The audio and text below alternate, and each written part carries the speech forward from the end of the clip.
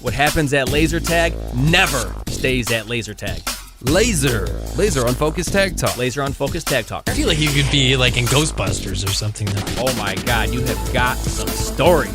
Let's talk about laser tag. Who knew you were a laser tag legend? Time to get laser unfocused. Tag Talk with Tivia. Welcome to Laser Unfocused Tag Talk. Hi, I'm Tivia. Whenever laser tag players get together, you know they always have stories. This podcast will be a place to hear those stories from laser tag players, operators, and experts in the industry. This episode, join me for a player profile as I'm joined by Scott Altpeter, aka Havok, for some Laser Unfocused Tag Talk. So I'd like to welcome Scott Altpeter, aka Havok with a K, to join me for some Laser Unfocused Tag Talk. Hi, Scott. How are you? I'm doing great. Thanks so much for having me. This is exciting. I'm so glad to have you here and want to just get a little bit of background about your experience with laser tag. First of all, how long have you been playing laser tag and where did it begin for you? How did this all get started? Yeah, so I have been playing laser tag now since I was 8 years old. That was roughly 1986, and that all started here in Baltimore, Maryland. The original laser tag was Photon, and that is what I played. So I was actually I haven't seen my original passport in quite some time, but my original passport, or that's what Photon called the membership cards for those listeners who may not know, but my original passport actually shows me being shorter than the "you must be this tall to play" line.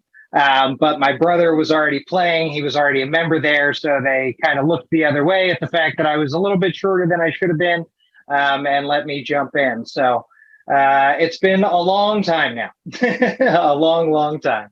So 1986, that is practically the beginning. So you're really kind of a veteran of it at this point. You could say that. Yeah. I don't like to think about how long I've been playing per se, but there is a certain amount of pride in the fact that I have been playing so long and have been competing, at a pretty high level now for a long time as well. Now, it's cool that you started with Photon, the original, and something that not everybody may know is that really the Photon players are the ones who kind of came up with the whole concept of code names that so much of the laser tag industry has adopted since. So tell me about yours. How did you get the name? Why is Havok with a K so significant? And what does it represent to you? Yeah, so as you can see, I actually have some Havok gear as well. I lucked out in that there's a rollerblade company that shares the same name and spells it the same way. So I can just buy their T-shirts and pretend like they're mine. The early days when you're kind of, getting started in laser tag, at least for me, there were a lot of code names early on. I tried a lot of different things. A lot of the times me and my friends would go and we would just pick like a theme for the day. We would just be baseball players, or we would be comic book characters, or, whatever it was. I grew up as a pretty big comic book nerd back in the day, and X-Men was my favorite comic. The Summers brothers are Scott and Alex Summers, Cyclops and Havok. So my brother is way more of the straight-laced kind of do-gooder, very well-behaved and, better performing in school and all that stuff. I was a little bit more of the black sheep, a little more of the wild child. And that's kind of who Havok is in that brother relationship with the Summers brothers in the X-Men books. So that's how I came to be Havok. That's why it's spelled with a K, because Marvel Comics spells that character's name with a K. And that's the history of the code name. I always think it's really interesting to find out where code names come from. Yeah. Now, all these years in laser tag, what would you say is your biggest claim to fame in the sport? I suppose the most accomplished thing that I've done is I was part of a team that won all 3 Armageddons in the same year, playing with Psycho Family, a pretty infamous or famous, however you want to look at it, team out of Stockholm, Sweden. I also, my original Lasertron team won 2 years of Lasertron World Championships with only losing one game. I then went to Austria and won the first ever European Lasertron Championship. So most of my accomplishments, even though I come from the Photon world and have since become kind of a multi-system tag player, most of my tournament accomplishments have been in the Tron realm specifically. All right. Well, that begs the question then. What are some of your favorite systems to play? Oh, wow. So I honestly, I like most. And it's really, they all have different things to offer, right? So it just depends. It depends what you're after. Games like Ultrazone are way more team focused and rely a lot more on that aspect of tag, communication with your teammates and pretty elaborate and detailed strategies, like what to do. Are we going to defend base? Are we going to attack base? Which base are we going to attack when? How are we going to decide when we cut from a base defense? Versus then you've got more kind of individual systems like Laser Quest, where, there are no team objectives per se. There's no like base to defend or attack. So it doesn't really require as much in the way of strategy. It's more of a tactical game, and it comes down to way more individual matchups and kind of little clusters of matchups throughout the arena, as opposed to, really having kind of set strategy for where to be when and that kind of thing. But yeah, I mean, Tron obviously being kind of my home system, quote unquote, these days has a special place in my heart. But I'm a competitive person by nature. I want to compete in a tournament scene that has a lot of players, a lot of different places to play, and a high level of competition. And for the past several years now, I mean, even before COVID, but especially since COVID, having, Laser Quest closed down and some of the other legacy systems have, more centers have closed down. They're harder to find. I would say Ultrazone is probably the system out there that I'm most interested in participating at in a tournament setting going forward right now, at least. Well, tournaments are rife with stories. And what I found is that laser tag players tell some of the best stories. And when people get together, you can just like go to all hours of the night talking tag. And so that's really what the focus of this podcast is going to be about. I want to hear some stories. So I'd love to know, what is the most unbelievable thing that has ever happened to you or your team at a tournament? Wow.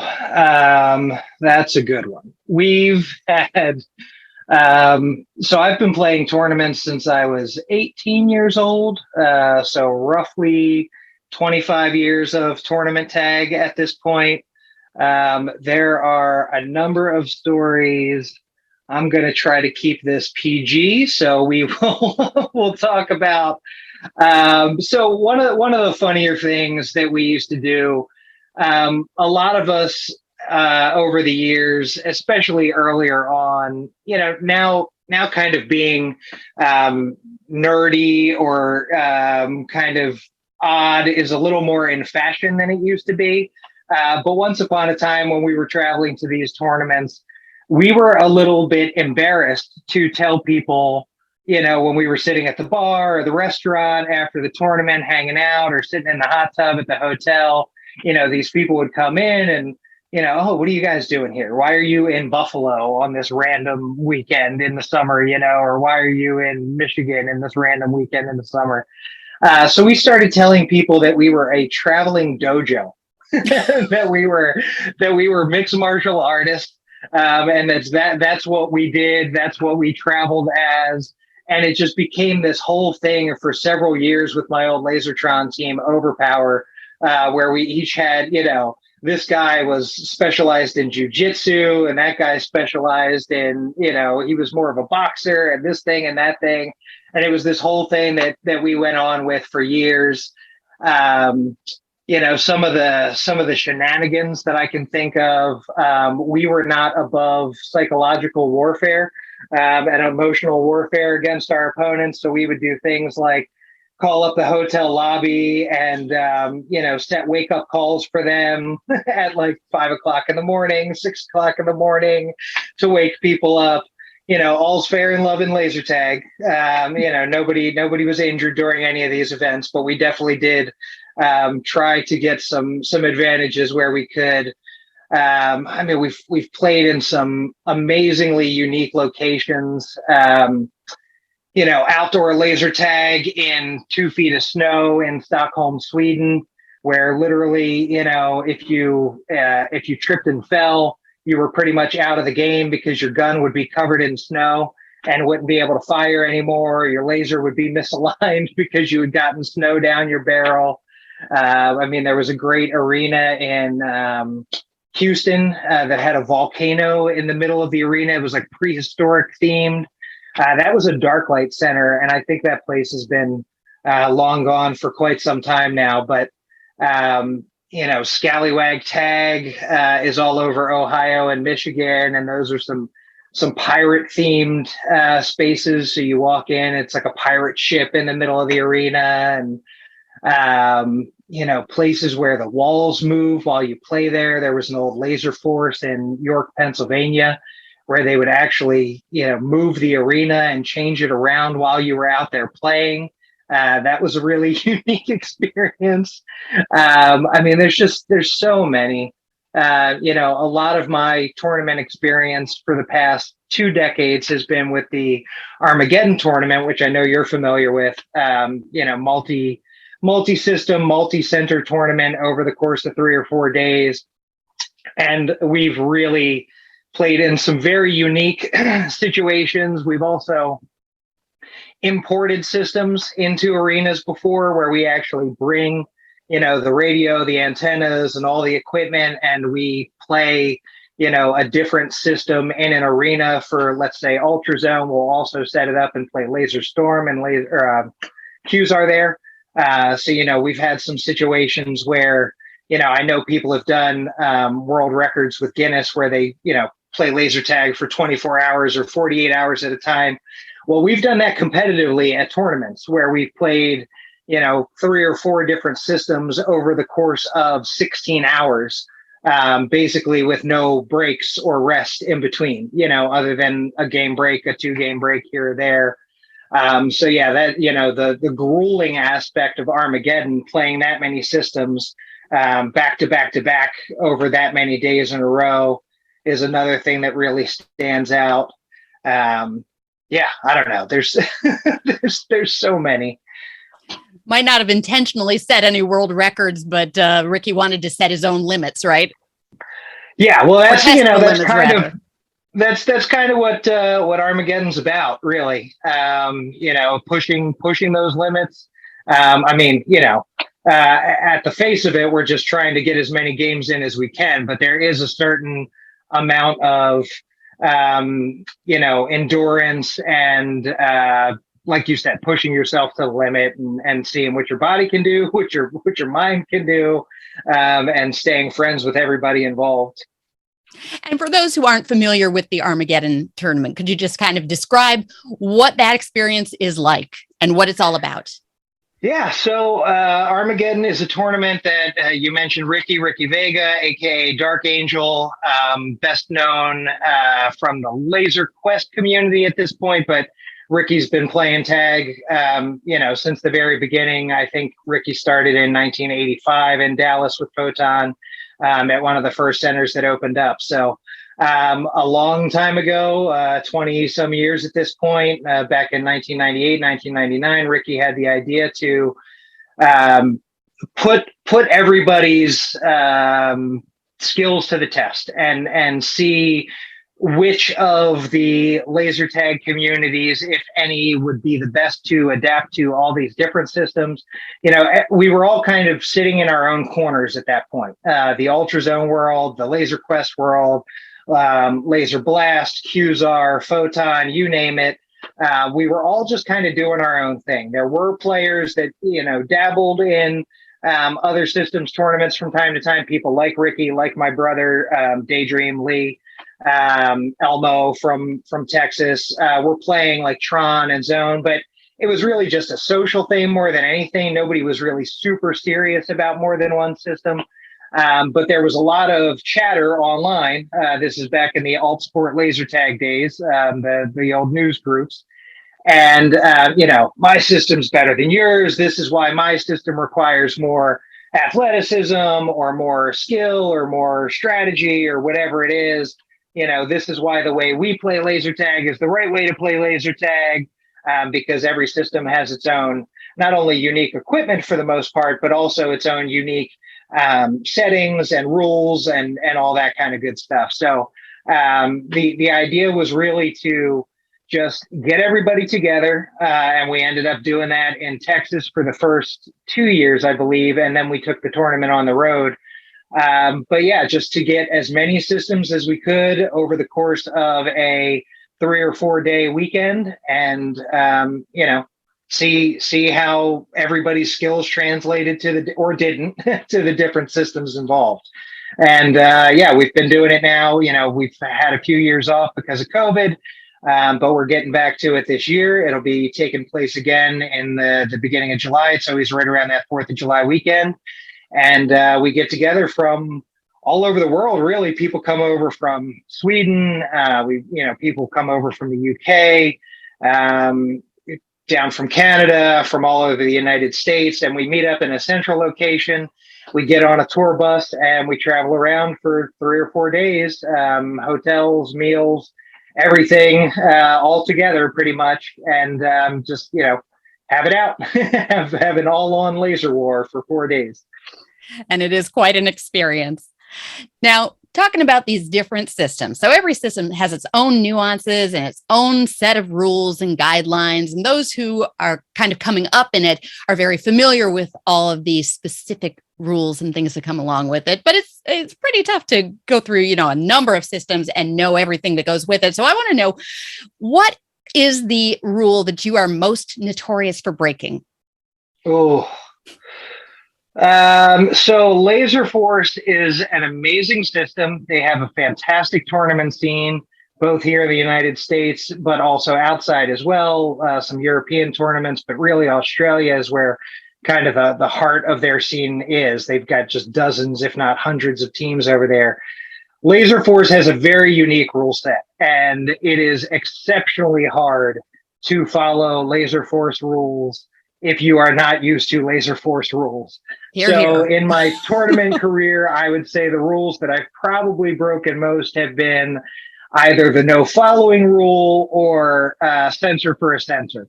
In most systems, it's pretty standard practice to do your very best to, without blind firing, because you generally don't want to have your phaser hanging around a corner where somebody's face can run into it, or you can, end up coming across somebody's neck as they're coming around a corner or whatever. So generally blind firing is against the rules in every system, just from a safety standpoint. But Laser Force has a rule, as I'm sure you're familiar with, where you have to have at least one more sensor besides your gun exposed to, or your phaser, sorry, exposed to whoever you are targeting at that time. And that is a very tough rule to follow when you come from systems where you do your best to hide your sensors at all points possible within the frame of the rules. So, yeah, unfortunately, inadvertently, I'm really a stickler for rules. That's really a big thing with me. I can accept all kinds of trash talk. I can accept all sorts of people being poor sports or, poor winners or losers. I really don't like when people intentionally break the rules. So if you ever see me in a game and I'm doing something wrong, I assure you it is based purely on my own ignorance or inattentiveness. I am not intending to do so. I would rather get hit and play fairly than cheat and have an advantage because of it. Okay, so we're going to be following the rules, but talk is something else. So I want to know, what is the most absurd thing that someone has said to you in the laser tag context? And maybe flip that and say, what's the most absurd thing you've had to say in laser tag? Oh, wow. So when you've been playing against the same people for a few decades, there's a certain level of familiarity there So there's a lot of talk that goes back and forth for sure. Ricky, as you mentioned, Ricky and I have played with and against each other in just about every system now. I'm pretty positive. I've made up songs on the spot about Ricky and how tasty his shoulders were. You have different sensors on the pack, and I can remember a specific. There was a system called Actual Reality, which, in my opinion, is one of the worst names for a laser tag system ever. But I think there might still be a few AR sites available, but I'm not positive anymore. I've lost track at this point. I think we might be down to just one. Yeah, in Pennsylvania. I believe that might be the last. Yes, Planet Trog, probably. Anyway, I definitely remember a specific game against Ricky. Where I was literally singing to him about eating his shoulders as I just followed him. He had a poor pack on, I had a God pack on. The most ridiculous thing that's ever been said to me, not necessarily trash talk, but equipment problems happen, right? Especially at a tournament like Armageddon, where we're playing these legacy systems that are decades old. Equipment hasn't been available for a long time. So you can run into technical issues. And I was playing a good buddy of mine, Bob Tavis, from Oklahoma City, famous Laser Quest player. And I spent this one particular game following Bob the entire game, trying to shoot the only sensor on his pack that was working, but wasn't working very well. And I was literally chasing Bob throughout the entire arena. Because I was being so ineffective at trying to put him down, he had no clue that this was going on for the last several minutes of the game. So we come out of the arena. I was still a pretty young man at the time. Let's say, I don't know, somewhere between 18 and 21, probably. So this is, half my age now. And I'm just fuming. I'm absolutely, steam coming out of my ears and neck and everything. And I'm explaining to my team that Bob's pack couldn't be touched. Well, Bob has no idea. Bob comes out of the game. He sees this ridiculously high score that he's got. And he walks over, being the friendly, jovial guy that he is, just to say, hey, that was a fun game. and I just turned around and I was like, Bob, blah, blah, blah, you can't be hit. You couldn't buy, just losing my mind, just going crazy. And Bob just turns to me and goes, oh, nice game. Sorry you had problems. And it's just, it wasn't, Bob didn't intend it to be rude in any way, but given the context of what my team had just listened to and the emotion that was just pouring out of my body, it was one of the most memorable things that's ever been said to me, just because it was intended to be so kind, but really at the time sent me entirely over the edge. I can't imagine something sending you over the edge. Yeah. All right. Well, that is a great story, and kind of leads me to wonder, were there any stories you could think of about something that it couldn't happen again if you tried? Oh, wow. So I'm trying to think of specific. One of the best in-game moments at Armageddon that I can remember. I'm a Tron player. I'm supposed to do well at Tron. But for me, doing well in a game is not about scoring points necessarily, right? As long as my team's winning, I honestly don't care what my score looks like. I've got nothing to prove. I just want the gold medal at the end of the 4 days. That's what matters to me. That's what I'm there for. So a lot of times in Tron at Armageddon, or even at Tron tournaments, if I'm not playing a particularly high level team, most of what I do is just kind of scoreboard watch, honestly, and kind of call the game for my team as like a field general, right? So in the one format of Lasertron called Chips, players are randomly assigned a power up every minute of game time, basically, right? So it's 30 seconds, a chip will come on, then 30 seconds it'll be off. And it's quote unquote random, but it does go through a cycle. So if you haven't had a chip in the last 3 cycles and a chip cycle's coming up, then you can kind of, using an educated guess, try to figure out, okay, it's probably going to be this person and this person. Well, we were playing a really close game of Tron. I can't remember the team name that year. Might have been Massive Egos. I don't recall, but it was me and Hot Dice were Justin from Canada, Toronto. Were in the middle of this game. It was a really close game against a good team. They definitely know what they're doing in Tron. So we were playing hard, but I was still kind of playing back because I didn't want to get caught off guard with him making a big base run or whatever. And the last chip comes around. I know I haven't had a chip. I don't know who else on my team has or hasn't at that point. But Hot Dice and I are standing next to each other. And, I looked at him and told him, I'm about to get a chip. And he says, I am too. And at that exact moment, deactivator mode active. And it was both of us. And we were right in the middle of the other team. And what had been a close game and was looking like, might come down to the last few seconds just went topsy-turvy for them in the span of about 1.2 seconds as Dice and I both came up in deactivator mode, standing basically right there in the middle of all of them. And just, you're talking about probably a 5 to 15,000 point swing for our team. It was just the perfect moment at just the right time to kind of seal the deal. And I think that winning that game might even have kind of sealed the deal on the tournament at that point, and given us the gold because, at a certain point, there's only so many games left. So that was a really special moment that both he and I, look back on and smile about a lot. Very cool. Now, you've made it pretty clear that the gold is a big motivator for you, but what else about laser tag makes it really worthwhile to you to spend your time doing this? Yeah, family, it really is a community. Like I said, I've been playing against a lot of these players now. I've been playing against people like Ricky since I was 18, 19 years old. It really does go well beyond friendship.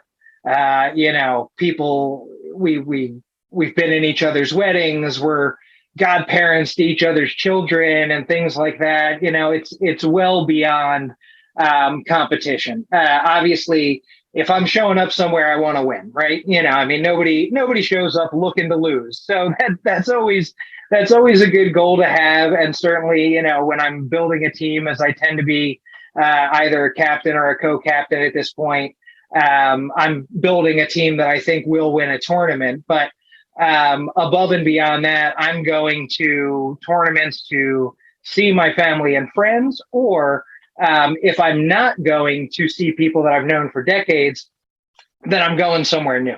I'm going to be in Germany at the end of this week, and I've played Ultrazone a few different times in Germany now.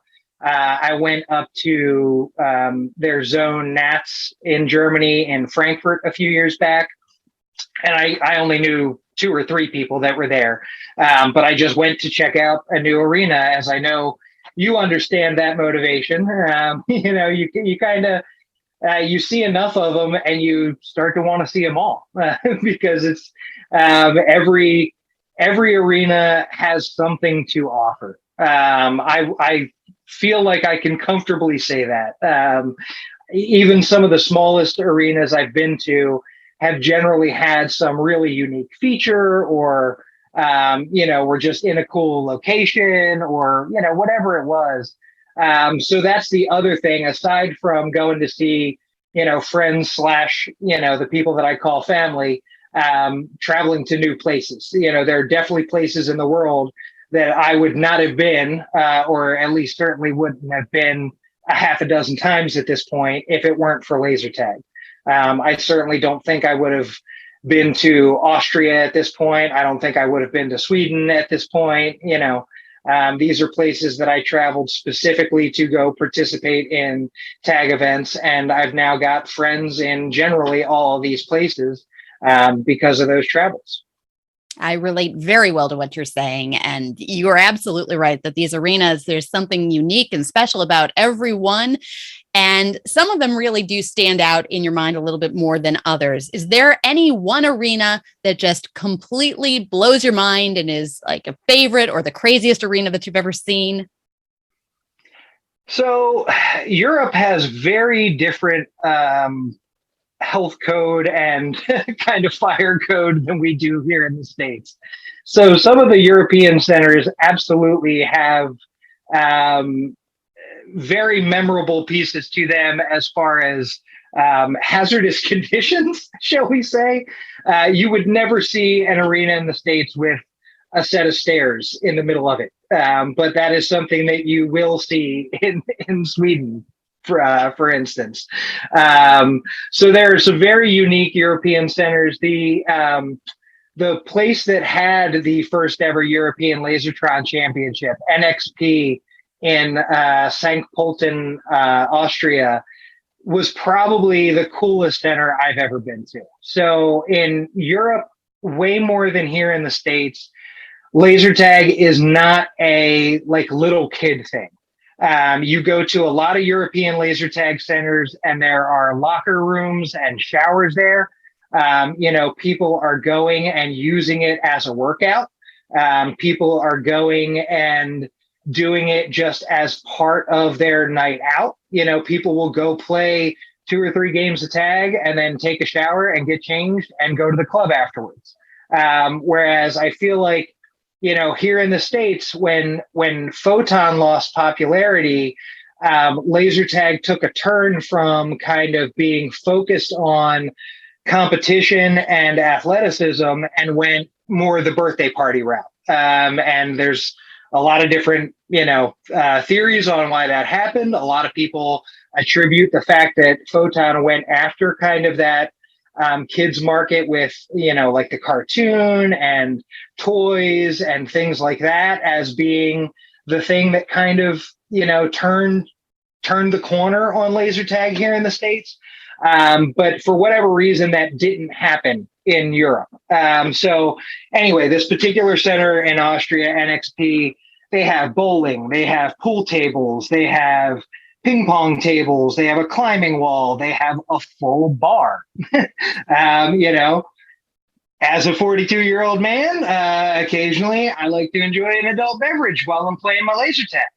Obviously you don't want to be getting hammered while you're running around exerting yourself, dodging back and forth with all these fun matrix moves that we use to try to avoid laser beams. But a beverage every now and then or after the games are done is a really nice option to have.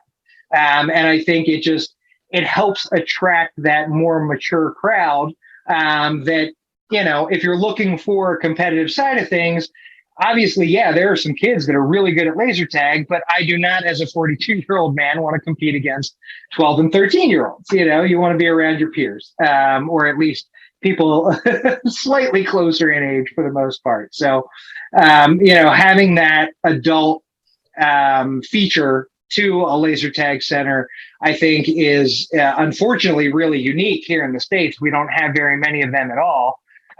But over in Europe, it's much more common. And NXP is one that just really did it well. The arena itself was great. The equipment was well maintained, but it was in this beautiful setting right up against a lake where people come and kayak and fish and all this stuff. So literally you just walked outside the center and sat in one of these Adirondack chairs and you were watching these swans and people. It was just the most serene, combination of just fantastic setting and beautiful center all combined.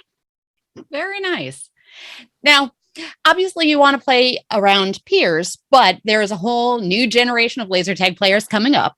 So I'd love to know what advice you might have for somebody who wants to dip their toe into the competitive scene or start maybe following in your footsteps as far as going to all these different places. What would you say to somebody who wants to get into laser tag?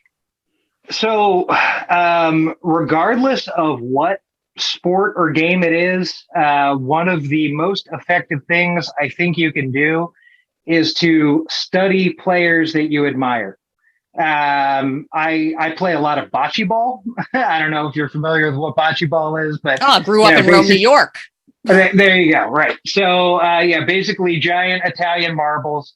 And yeah, when I started bocce a long time ago, the best advice I got was one of the old guys pulled me aside and said, "You decide who you like that shoots and who you like that points, and watch them both.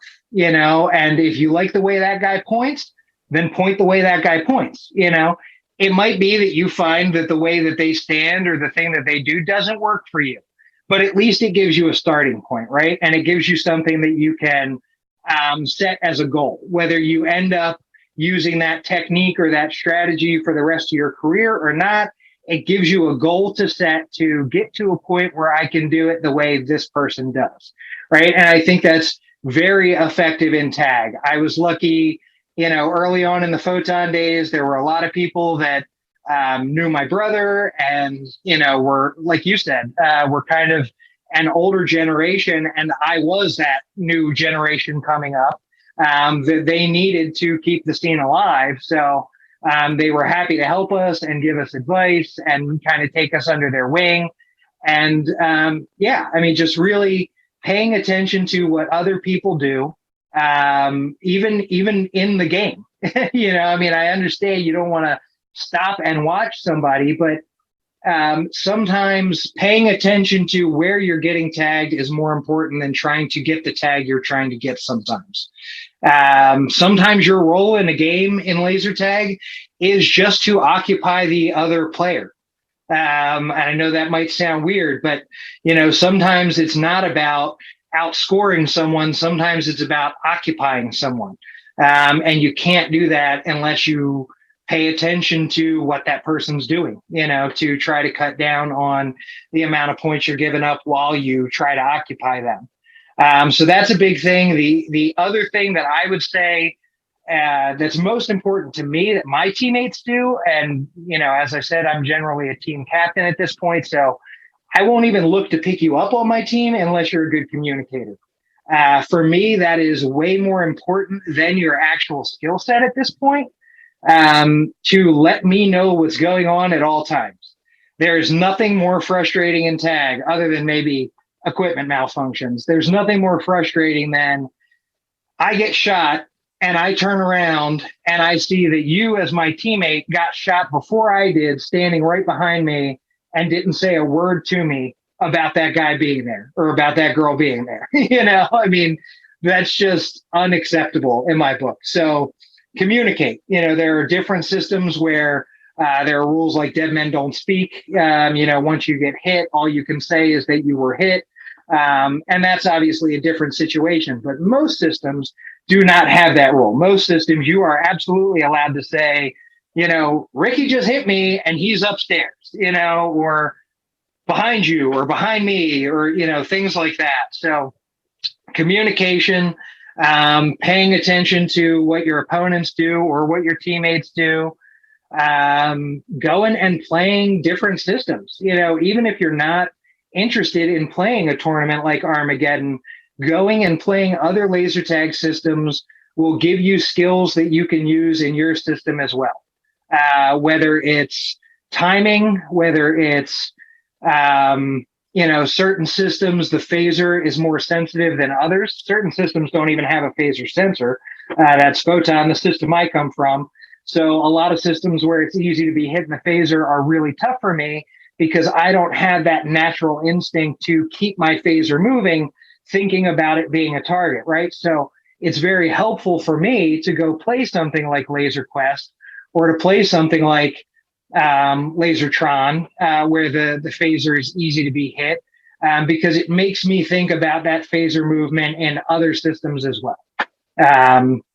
So absolutely, I would say, travel to other centers, travel to other systems, be aware of what your teammates and what your opponents do, and communicate. That would probably be my top 3 things to get better at laser tag. Excellent advice. And while you're traveling to these other centers, maybe you pick up a T-shirt here or there or a membership card. I think past a point, you kind of acquire a fairly decent tag swag collection. Do you have a tag swag collection? Indeed. Yeah, there's a big, 40-gallon tote of T-shirts and awards and medals and posters and scorecards and membership cards and all that good stuff. So what is the coolest piece of laser tag memorabilia that you have acquired? Cool. So my photon pod has to be my favorite piece. Right with you.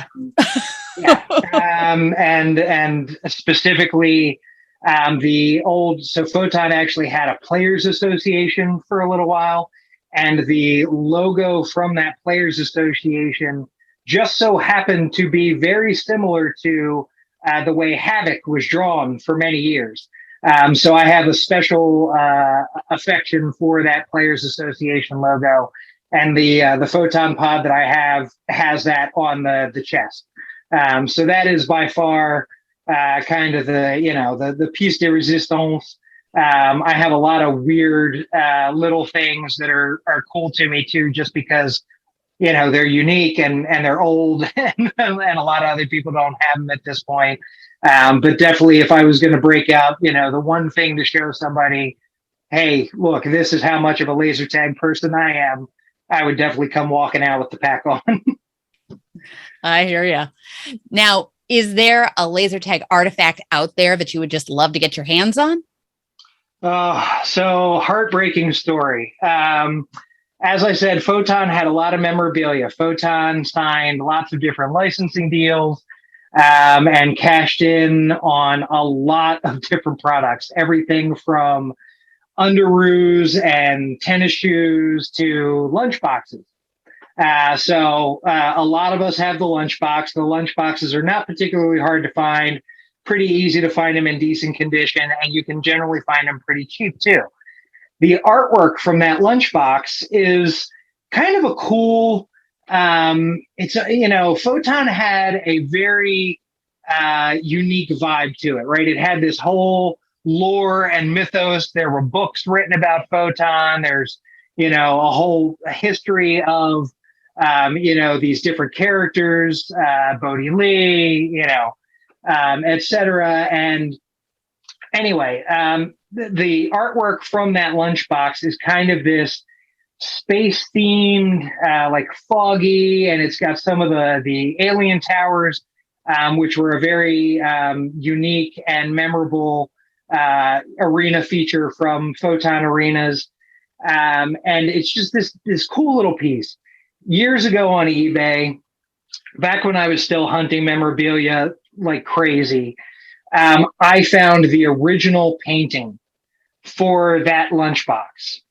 And the guy wanted a ridiculous amount of money for it. I believe it was listed for $500. And I mean, this is like a 8x10 or like 12x12. This is a small little watercolor. He literally got it out of the dumpster at the factory where the artwork was being stored. When it was getting cleared out, somebody just chucked all the stuff. And I reached out to the guy and I said, look, I'm the only one crazy enough to buy this, and I am not going to give you $500. So let's figure out a reasonable price. And I would love to buy this from you.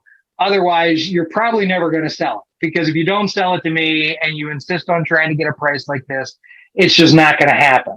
And the guy was not willing to budge on his price. So I think I ended up offering him $300, and he still wouldn't take it. And, who knows whatever happened to that painting. If I ever see it again, maybe I will change my mind at this point, now that Photon is unfortunately dead and gone, at least for the time being.